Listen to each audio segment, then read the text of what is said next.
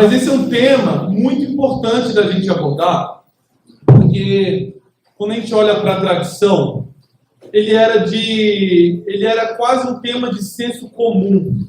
Quando a gente fala de Espírito Santo e batismo com o Espírito Santo, a gente tem muito pouco produzido nos primeiros séculos a respeito desse tema. Quando a gente olha os concílios ecumênicos e toda aquela organização do conhecimento que os irmãos foram construindo, a gente chama de sistematização da nossa fé, esse não era um assunto que era muito debatido.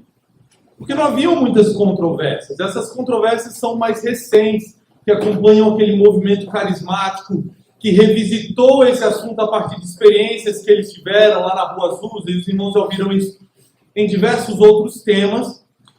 E aí, a partir deste novo movimento, eles pensaram qual é a profundidade desse batismo, o que ele abrange, o que ele significa. E é isso que a gente vai tentar descobrir nesta manhã. Como os irmãos sabem, isso faz parte de uma sequência de aulas.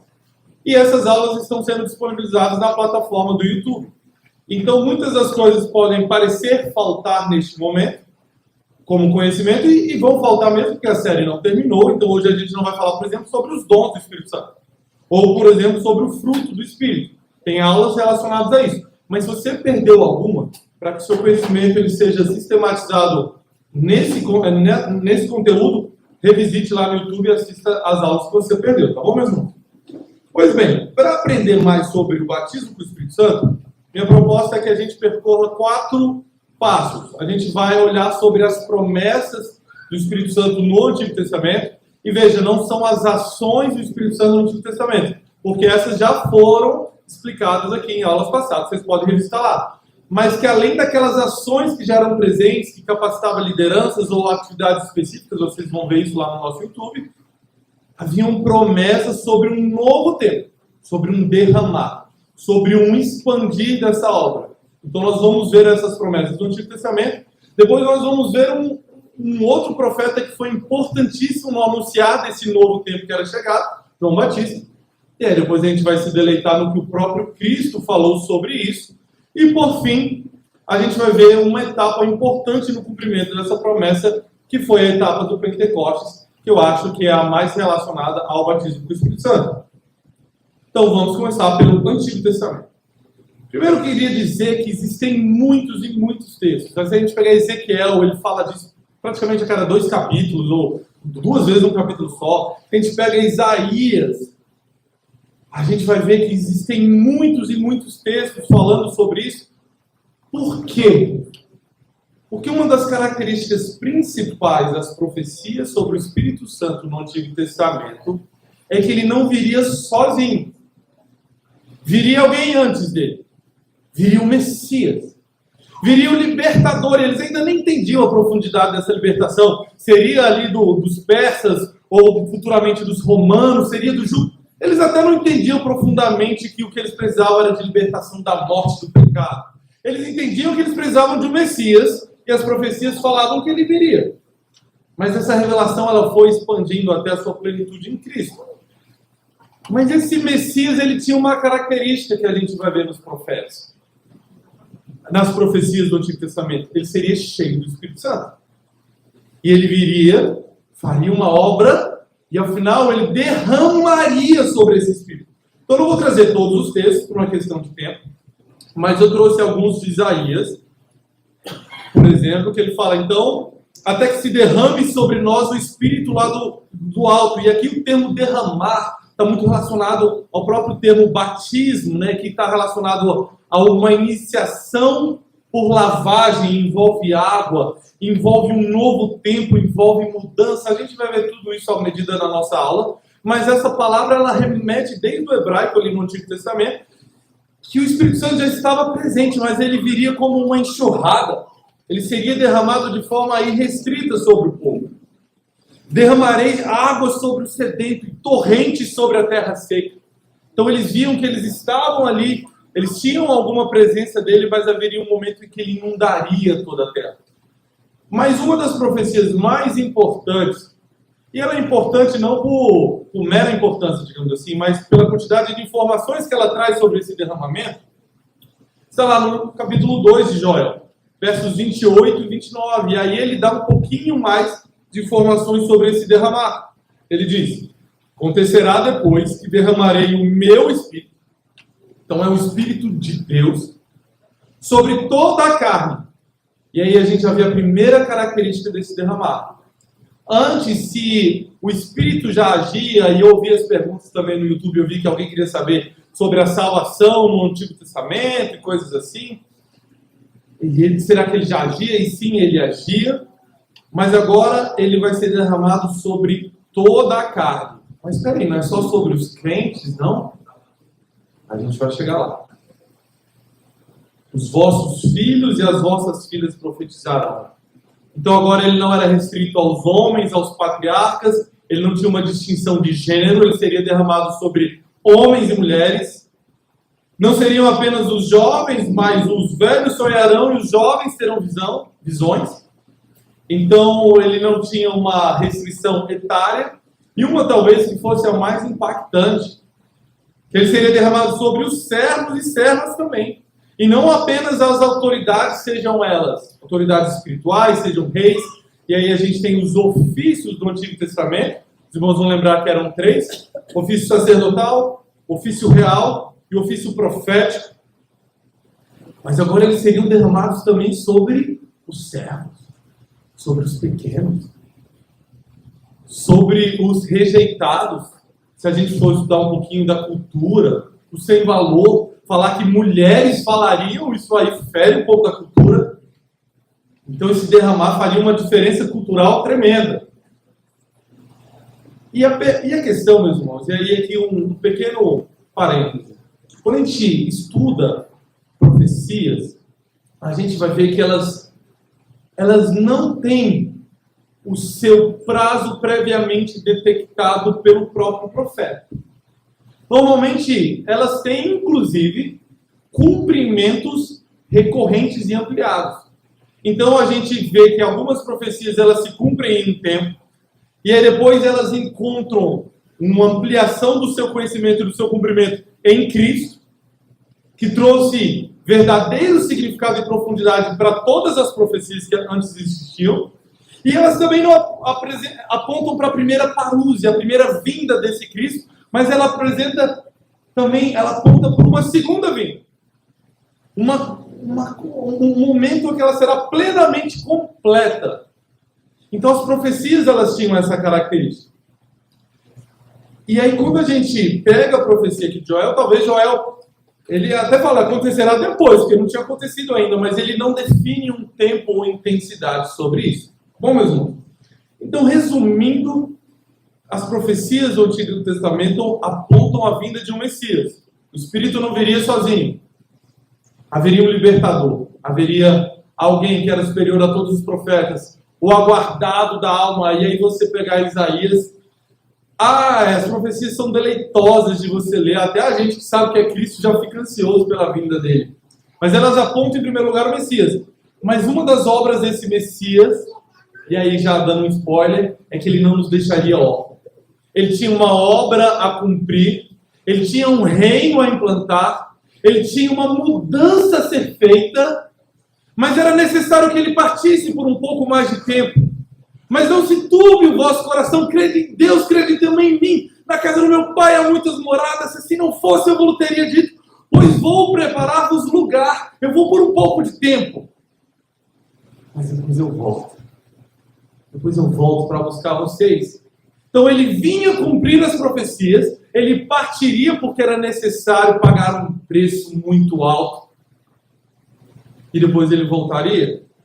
Mas esse tempo em que ele não estaria, chamado hoje, talvez presente como nós desejássemos que ele estivesse, ele deixaria um espírito abundante, um espírito transformador, um espírito consolador, um espírito que realizaria a mesma obra de Cristo, porque a sua maior função seria glorificar a obra de Cristo, para nos capacitar a esperá-lo, e não fazer isso de forma passiva, mas de forma ativa, e a gente também vai chegar lá.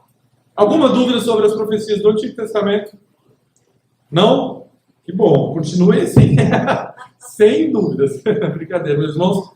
Esse ponto que você falou da profecia, ela tem, às vezes, mais de uma aplicação. Alguns vão chamar de perspectiva profética. É como a pedrinha, né? Você joga uma pedrinha na água, ela dá um piquezinho, dá outro. Então, às vezes, uma profecia dessa de Joel, ela poderia até ter uma aplicação histórica naquela época, mas a maior, sim, vai ser lá em Pentecostes. Claro! Ela vai ser maior em Pentecostes, até pegando esse gancho, Pentecostes está lá na frente, porque Pedro aplica ela e fala, é cumprido o dia de hoje, então, se ele falou para falar, está na Bíblia, a gente segue, é uma premissa, né? A gente às vezes não entende, mas a gente aceita e recebe. Mas como o pastor falou, é muito importante, porque se a gente pega até todo o livro de Joel e todo chamado ao arrependimento, a gente vai ver que era o Espírito Santo de Deus que trazia aquele arrependimento, consciência de pecado, a necessidade de se humilhar diante de Deus. Isso pode ser sim um derramado do Espírito Santo de Deus, mas havia uma plenitude, e a plenitude se dá no Pentecostes. Isso aí porque a própria palavra foi isso. E nós vamos viver até que ainda toda a esfera humana chegue a uma plenitude chamada glorificação, e é o anseio da nossa alma. E aí vem João Batista, um cara bem estranho, sabe? Não era o tipo de gente que você queria casando com a sua filha, não. Era um cara que vestia umas roupas meio diferentes, tinha uma dieta que muitos nutricionistas não passariam, uns gafanhotos com mel, faziam uns bolos lá, e era meio ermitão, não ficava dentro das cidades, até porque os judeus, os fariseus, aquelas comunidades religiosas não aceitavam muito bem, então ele ia pregar meio de fora da cidade, mas estava trazendo uma grande multidão no seu discurso, porque ele falava um negócio muito novo, porque ele falava, é chegado. Esse Messias é chegado. E, meus irmãos, falava pelo Espírito Santo de Deus. Posso dizer, porque talvez nem ele entendesse. O próprio Jesus Cristo era primo dele. E aí a gente vê que os familiares de Jesus foram os que mais tiveram dificuldade de aceitar quem ele era. E isso é normal hoje em dia. Sabe aquele filho que vai crescendo e já está te dando netos, mas você ainda olha para ele e fala assim, põe um casaco. Sabe, a gente tem dificuldade de ver as coisas acontecendo, mas o Espírito Santo falava por meio de João Batista, e João Batista foi chamado primeiro para que ele trouxesse uma consciência de que as pessoas precisavam se arrepender de seus pecados. Ele estava oferecendo um batismo que era um batismo de purificação pelos seus pecados, e havia uma mensagem de que aquilo era necessário porque o Messias estava chegando, o tempo era aquele, vamos ver? Eu vos batizo com água para arrependimento. Mas aquele que vem depois de mim, e aquele logo depois de mim, é mais poderoso do que eu, cujos sandálias não sou digno de levar. Ele vos batizará com o Espírito Santo e com fogo. Percebam que as profecias a respeito do Espírito Santo de Deus e o seu derramar nunca estão dissociadas daquele que haveria de realizar essa obra, que era o Messias. E, meus irmãos, aqui vem um ponto no qual a gente precisa ter muito cuidado, que é um dos pontos que a gente precisa corrigir na teologia popular, que foi muito disseminada pelo pentecostalismo e o neopentecostalismo. E meus irmãos são meus irmãos, eu não estou falando mal de vocês, mas aqui há uma distinção clara que é possível ver pela própria semântica do texto, que este derramado Espírito Santo de Deus e a obra desse Messias, ela faria distinção. Jesus fala isso, ele veio fazer separação, e a gente ouve isso com um pouquinho de dor no peito, mas é que ele fala que ele batizaria com o Espírito Santo, e aí ele usa uma conjunção, e com fogo, fazendo distinção entre, até por uma questão semântica a partir daqui. Mas depois ele faz uma questão hermenêutica, ele aplica isso. No versículo 12 ele diz que ele tem uma pá, e aí ele está ilustrando a partir daquilo que eles conheciam da cultura local, que ele estava limpando a sua eira, ele estava limpando os seus grãos, e ele recolheria para si aquilo que era de valor, que era o trigo, mas ele também queimaria a pá em fogo inextinguível. Então, se você percebe que esse primeiro paralelo que existe entre batismo com o Espírito Santo e com fogo, está relacionado para aquele que seria recolhido pelo próprio dono da seara. e o outro para aquele que seria queimado eternamente na fogueira de fogo inextinguível.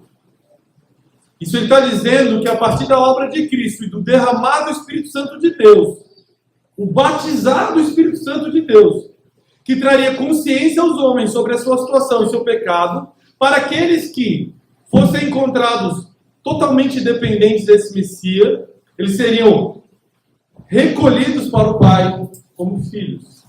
Mas haveria também um batismo com fogo. O evangelho da nossa salvação também é o evangelho da condenação daqueles que rejeitam. O batismo com fogo, nesse contexto, é um batismo para a condenação. É uma separação para o fogo eterno. Não peça pelo batismo com fogo. Deus sabe que a gente às vezes pisa na bola. E eu preciso também fazer uma distinção, porque existem outros textos que falam que às vezes Deus nos traz alguma consciência da sua presença pelo fogo. O próprio Jeremias no Antigo Testamento, quando está ali refletindo sobre o seu chamado a pregar, mas o fato de que muitas vezes a sua mensagem é recebida com agressões, e ele fala, Senhor, o Senhor me enganou. Ele usa até um termo pesado que a gente precisa interpretar naquele contexto, mas ele fala, todas as vezes que eu desejo desistir, deixar de fazer o que o Senhor me chamou para fazer, é como se um fogo ardesse dentro de mim, não posso conter. Então existe sim algumas experiências que na palavra de Deus é como algo que incendeia o nosso coração, algo que nos impede de ficar parados, que nos move, e o Espírito Santo de Deus faz essas coisas, mas não é o batismo com fogo que está sendo nos apresentado aqui. Então essa distinção precisa ser muito clara. O batismo com o Espírito Santo de Deus é o que nós queremos para a nossa vida. Amém, meus irmãos? Muito claro isso? Seguindo ainda sobre o que João Batista falou sobre o Espírito Santo de Deus. Ele olha para Cristo. E agora sim ele entende quem ele verdadeiramente era. Muito mais do que meu primo mais novo. Muito mais do que aquele garoto bonzinho que não pecou desde a sua infância. Que não fazia talvez sentido dentro da cultura da época. Porque aos 12 anos já estava lá dentro do tabernáculo ensinando líderes religiosos e se perdendo dentro do templo, precisando ser procurado pela sua mãe. Os meus estariam em alguma loja de doce, certeza. Sumiu, procura um chocolate, você vai achar Sara Thomas. Jesus estava sendo encontrado dentro do templo ensinando, irmãos. Que menino maravilhoso, né? Eu não o conhecia. Essa frase é muito legal. Tiago fala isso depois lá na sua epístola também, quando, como irmão de Cristo, ele se apresenta agora como servo de Cristo. Eu achava que eu conhecia, mas eu não conhecia. Aquele, porém, que me enviou a batizar com água, me disse, aquele sobre quem vires descer e pousar o Espírito, esse é o que batiza com o Espírito Santo. Pois eu, de fato, vi e tenho testificado que ele é o Filho de Deus. Irmãos, os disclaimers que são necessários nesse tempo. Somente Cristo pode batizar com o Espírito Santo. Se algum homem disser ter poder para fazer isso, anátema. Somente aquele em quem o Espírito Santo repousava plenamente é quem poderia batizar com o Espírito Santo de Deus. E os irmãos já estão entendendo que o tom da minha fala, o objetivo dessa aula é dizer que existe sim um batismo com o Espírito Santo. Nós não estamos negando porque a própria palavra fala sobre ele. Nós estamos apenas contextualizando, trazendo para aquilo que a palavra fala. E não para as experiências humanas. As experiências humanas, meus irmãos, nós não estamos aqui nem para contestá-las. Existe a obra da providência de Deus.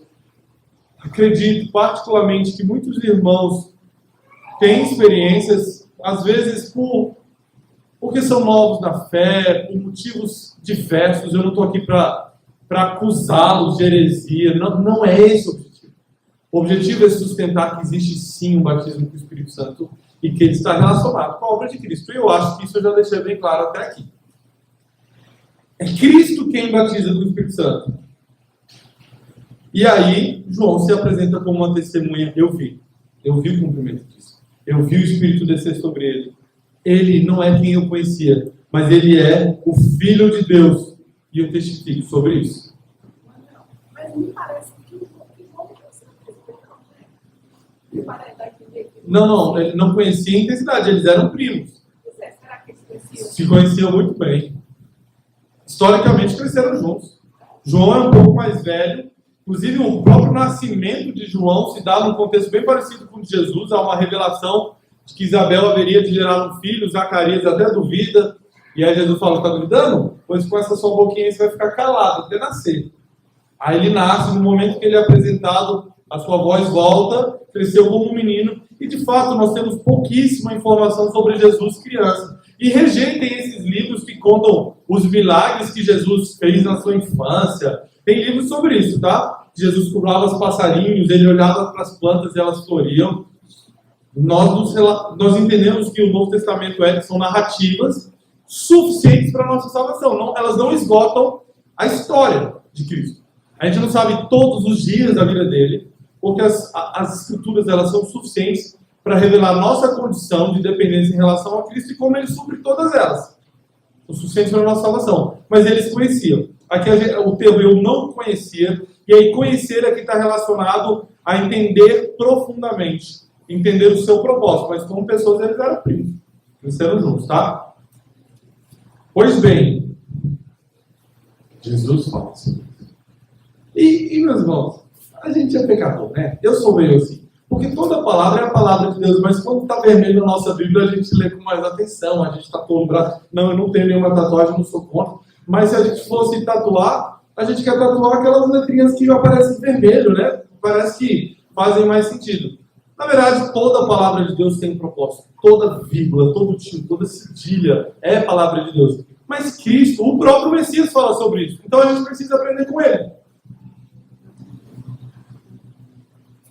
Jesus, e esse texto de Lucas 24, ele aparece também nos outros evangelhos. Mas vamos ver o que Jesus fala lá em Lucas, o que a palavra de Deus nos fala em Lucas 24, 44 e 49.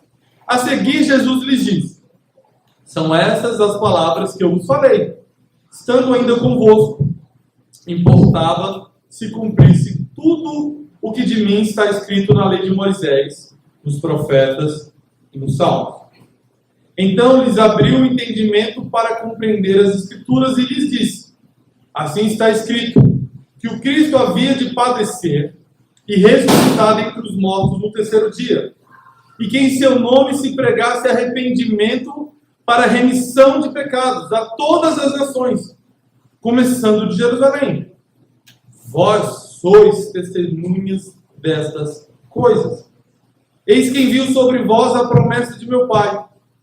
Permanecei, pois, na cidade, até que do alto sejais revestidos de poder. Muito perto da sua morte. Jesus falava sobre o reino de Deus, sobre a chegada de Deus. E já que no tempo em que estava com ele, e talvez consolando, porque aqui cronologicamente Jesus já havia morrido, estava naquele período de 40 dias em que ainda manteve comunhão presente com seus irmãos, com seus discípulos principalmente, mas foi visto por outras pessoas. Ele fala: eu precisava morrer, porque isso não era derrota, era o cumprimento das profecias, era o cumprimento dos salmos, era o cumprimento de tudo que havia no Antigo Testamento. Esse tempo era necessário, mas calma aí, tudo que eu prometi vai se cumprir. E nós ouvimos isso hoje no sermão, irmão. Tudo que Deus prometeu vai se cumprir. Eu vou cuidar de vocês. Vocês não vão ficar órfãos. Eu vou capacitar vocês como minhas testemunhas. Vocês vão dar prosseguimento com essa obra. Eu treinei vocês para isso. Mas não apenas isso. Eu vou derramar desse poder sobre vocês, para que como testemunhas vocês anunciem isso. Esperem só mais um pouco de tempo. E Jesus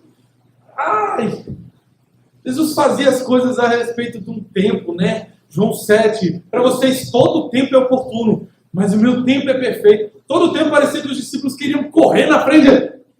Calma. E hoje a gente fala isso, a gente às vezes quer Senhor, faz a tua obra agora. Só que ele vai fazendo no seu tempo. Ele vai trabalhando, Deus age no seu tempo. E aí ele morre, e ele podia. Aí agora eu acho, tá, meus irmãos, vão me perdoando. Eu acho que ele podia ter ficado até. Ficou 40 dias, pastor. Ficava mais 10. Pelo menos eles tinham que esperar, mas esperavam com Cristo, não iam sentir falta. Ele falava, não, é necessário que vocês vejam a distinção entre o que existia antes e o que existe agora. Eu vou, mas fiquem unidos. Vocês vão ver o que vai acontecer. E aí os discípulos estão lá, unidos, sentados, conversando. Cristo é assunto aos céus. Passa o primeiro dia, passa o segundo dia, eles continuam orando. E ao 10º dia, 40 mais 10, vinha a festa dos Pentecostes. Alguma coisa aconteceu. Mas antes da gente chegar no Pentecostes, vale a pena, não vale não por causa do nosso tempo, vale muito a pena ler esse relato sobre como o Espírito Santo desceria. Mas isso aí vai ficar como dever de casa para a gente respeitar o nosso tempo aqui, porque também é devido estar para a nossa família. Leia os relatos de Atos 1, 1 a 8. Mas dever de casa, leia sobre cada um desses etapas. Leia as profecias do Antigo Testamento, releia Ezequiel, releia Isaías, a vinda de Cristo. Consolide isso no seu coração em casa. Mas olha só o último versículo aqui, o versículo 5. João batizou com água, mas vós sereis batizados com o Espírito Santo, não muito depois desses dias. São textos complementares, mas vamos ler apenas o último. Mas recebereis poder ao descer sobre vós o Espírito Santo. E aí volta aquela frase. E sereis minhas testemunhas. Guarda isso aqui. Está lá no relato de Lucas, está no relato de Mateus e agora está aqui no relato de Atos. Sereis minhas testemunhas, tanto em Jerusalém, como em toda a Judéia e Samaria e até os confins da terra. Então, uma das características desse batismo com o Espírito Santo, ele envolve poder. E ele envolve poder não para ficar fazendo apenas milagres e prodígios, mas ele envolve poder para se tornar uma testemunha.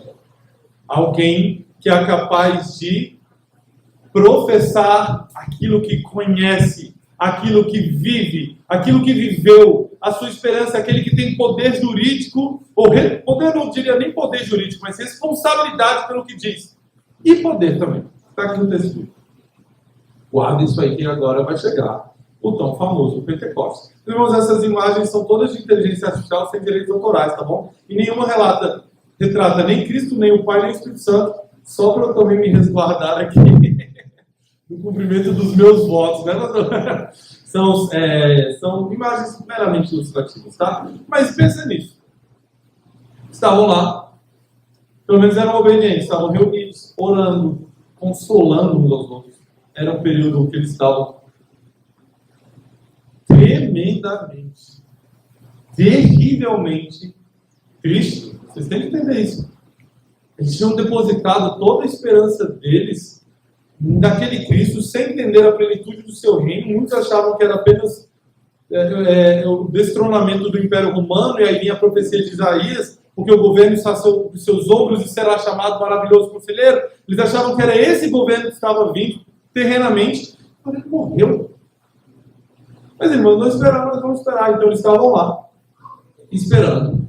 E aí, Atos 2 nos diz que ao cumprir-se o dia dos Pentecostes, esperaram 10 dias, estavam todos reunidos no mesmo lugar. De repente, veio do céu um som, como de um vento impetuoso. Não diz que houve o vento. Se não diz, eu não vou dizer. Mas diz que o som veio. Pode ter tido vento ou não.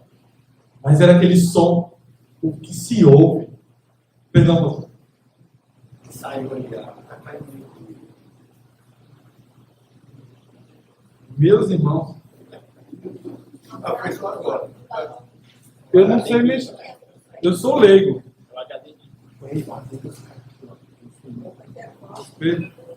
Aqui, ó. Não, não. É o vento impetuoso. Era necessário que aguardasse um pouco mais de tempo. Também aqui. Foi? Não querem pôr um HDMI? Hã?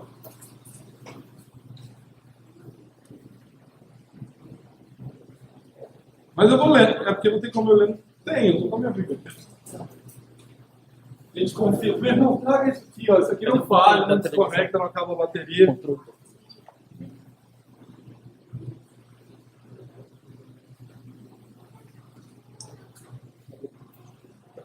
Se quiser abrir Atos 2, a minha Bíblia é meio herética, a NAA, não é a versão assim mais utilizada, mas é mais fácil de ler. Eu leio para meus filhos que usam um português mais moderno, né?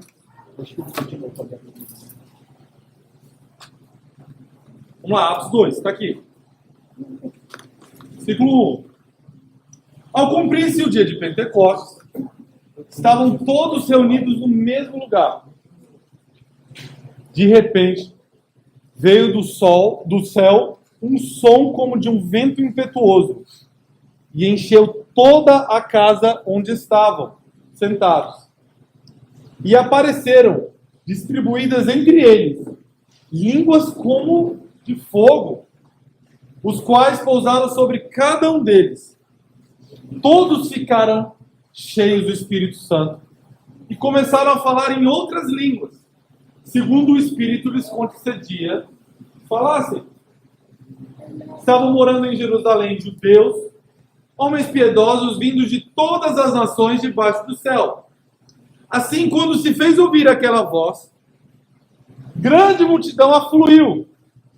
E eles foram tomados de perplexidade, porque cada um os ouvia falar na sua própria língua. Perceba, ouviam falar na sua própria língua e não em línguas desconhecidas. Estavam atônitos e se admiravam. Vejam, esses homens não são galileus? Não são homens simples? O que eles estão falando? Como é que a gente consegue ouvi-los falar nas nossas línguas maternas? Percebam, fazer mais uma distinção. Somos pardos, medos, elamitas, naturais da Mesopotâmia, Judéia, Capadócia, Ponto e Ásia, da Frígia, da Panfilha, do Egito, da Líbia, da Cirene, romanos, judeus, prosélitos, cretenses e árabes. Como os ouvimos falar sobre as grandezas de Deus. Olha qual era a mensagem que era dita. Primeiro, olha as distinções que eu estou fazendo. Eles ouviam em suas próprias línguas e ouviam sobre o quê? As grandezas de Deus. Vou achar aqui onde está. Então percebam, meus irmãos. Aquela ação do Espírito Santo de Deus permitiu que aqueles homens falassem da grandeza de Deus a toda língua, povo, raça e nação. Não era um discurso vazio ou incompreendido. A gente lê o que aconteceu ali, meus irmãos. As pessoas viram que alguma coisa estava acontecendo e de fato estava.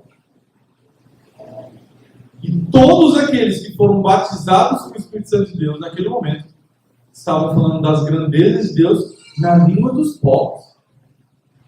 Então se levantou Pedro com os 11 e, erguendo a voz, advertiu-os neste momento: varões judeus e todos os habitantes de Jerusalém, tomai conhecimento disto e atentai às minhas palavras. Estes homens não estão embriagados como diziam, porque achavam que eles estavam falando até por efeito do álcool. Mas ele ainda faz o que tem. São 9 horas da manhã, poxa vida. É a terceira hora do dia. Mas o que ocorre é que o que foi dito por intermédio do profeta Joel aconteceu. E aí ele fala: e acontecerá nos últimos dias. E aí a profecia que nós lemos. E aí ele conclui a interpretação da profecia de Joel, dizendo: e acontecerá que todo aquele invocar o nome do Senhor será salvo. Meus irmãos, a gente já está quase acabando, tá? Pode ficar com o poder daquela obra de batismo era para que, através da obra do Espírito Santo de Deus, aquelas pessoas pudessem compreender a grandeza de Deus e serem salvas. Hoje, Simão prega esse Simão Pedro prega esse sermão, virou trava-língua. E 3.000 pessoas começam a gritar dizendo: o que faremos? Ele não fez um apelo, ele só anunciou as grandezas de Deus, e aquelas pessoas fazem para si mesmo um apelo. Como a gente pode responder às grandezas de Deus? E a gente vê lá no final do capítulo 2, observavam diariamente, de acordo com a doutrina dos apóstolos, e Deus os acrescentava aqueles que iam sendo salvos. O cumprimento do batismo do Espírito Santo de Deus aconteceu lá no Pentecostes, quando o Espírito Santo de Deus habilita todos os cristãos a, em primeiro lugar, compreender as grandezas da obra de Deus, o que Cristo de fato significava e era. Compreendendo quem Deus era, havia apenas uma consequência lógica, que é a mesma lá do profeta do Antigo Testamento: ai de mim que sou um homem puro, no meio de um povo impuro, de lábios impuros. Quem sou eu diante desse Deus tão grande? E por que Ele me ama tanto assim? O que eu posso fazer para responder a esse Deus? E o chamado, meus irmãos, era: ide e pregai este evangelho a todo povo, raça, língua e nação. O batismo com o Espírito Santo, meus irmãos, é aquele que capacita todo o crente a compreender quem Cristo é, o seu evangelho, a sua obra, e a se tornar testemunha disso. Todo cristão, quando se arrepende dos seus pecados e confessa Jesus Cristo como seu Salvador, mas não apenas um Salvador possível, mas um Salvador necessário, se reconhece morto nos seus delitos e pecados, mas reconhece que pela graça somente somos salvos, isso é dom de Deus, não por obras para que ninguém se glorie. Todas as vezes que nós somos tomados por esse entendimento, cada pessoa que chega a essa conclusão e reconhece Cristo como seu único e suficiente Salvador, naquele momento, isso é obra do Espírito. Sem o Espírito Santo de Deus inundando aquela vida, ela seria incapaz de reconhecer essas verdades. E, portanto, nós cremos que o batismo com o Espírito Santo de Deus acontece todas as vezes que um cristão se arrepende. E agora ele é salvo. E agora ele se torna uma testemunha das grandezas do amor de Deus. O batismo com o Espírito Santo de Deus é o inundar do Espírito Santo de Deus na sua e na minha vida, que traz sobre nós a responsabilidade de anunciarmos essas mesmas verdades. Meus irmãos, não é responsabilidade tão somente do pastor Quaresma ou das lideranças e dos oficiais dessa igreja pregarem, evangelizarem, darem testemunho das grandes obras e os feitos do Senhor. O mesmo Espírito que repousou sobre Cristo habita e inunda o coração de cada um dos cristãos, do meu e do seu. Pois em um só Espírito todos nós fomos batizados. Nos tornamos um só corpo, quer judeus, quer gregos, quer escravos, quer livres, e a todos nós nos foi dado beber de um só Espírito. Não por obras de justiça, irmãos, praticadas por nós, mas segundo a misericórdia daquele que nos salvou mediante o lavar regenerador e renovador do Espírito Santo, que Ele derramou sobre nós ricamente por meio de Jesus Cristo, somente Cristo, nosso Salvador, a fim de que, justificados por graça, nos tornemos seus herdeiros, segundo a esperança da vida eterna. Esse é o batismo do Espírito Santo de Deus, que nos habilita como herdeiros agora porque foi dado pela morte de Cristo o seu derramado, a vivermos a vida hoje com a esperança da vida eterna em Cristo. Esse é o batismo do Espírito Santo, meus irmãos. Por isso, no Antigo Testamento, as promessas eram da vida de um Messias, que derramaria o seu Espírito, porque era o próprio Deus, de forma abundante, não apenas a líderes ou propósitos específicos, mas a todo o povo do Senhor. Então, aquele que anunciou a chegada do Messias diz: eu os digo, olha o que é dito sobre João Batista, que entre os nascidos de mulher não há maior do que João, mas o menor no reino de Deus é maior do que ele. Aí eu vou fazer outro disclaimer, é só minha opinião. Pastor, imagina João Batista pregando depois do Pentecostes o que ia ser, pastor. Se Pedro, do jeito que era, converteu 3.000, se ele não tivesse perdido a cabeça, teria sido assim, de 20 em 20 mil, né? Brincadeira, meus irmãos. Deus faz tudo conforme seus decretos eternos. Então o próprio Cristo nos diz: o Espírito Santo vos guiará a toda a verdade. É esse Espírito Santo que te habilita a ler e compreender as Sagradas Escrituras. Existe um sacerdócio inerente a todo crente que te habilita a ler e compreender por obra e poder desse mesmo Espírito que nos batizou. E essa obra nos convence do nosso pecado, da